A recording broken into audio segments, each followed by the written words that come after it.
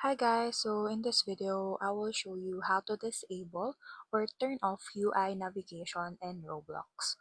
So it is very simple. So first, open your Roblox and let's say you're playing Roblox. So here I am playing and suddenly your character stops moving and you see a UI navigation enabled pop up in the corner.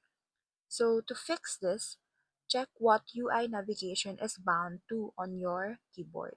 So now, click Escape on your keyboard, go to Settings, so scroll down and you will see the UI selection. So for me, it is bound to the backslash key. So you can type backslash to disable this. So you can turn off this, but you can also go back in game and just hit that key to disable UI navigation and you can move again. So that's all. Thank you guys for watching. If this video was helpful, please subscribe to the channel. Bye!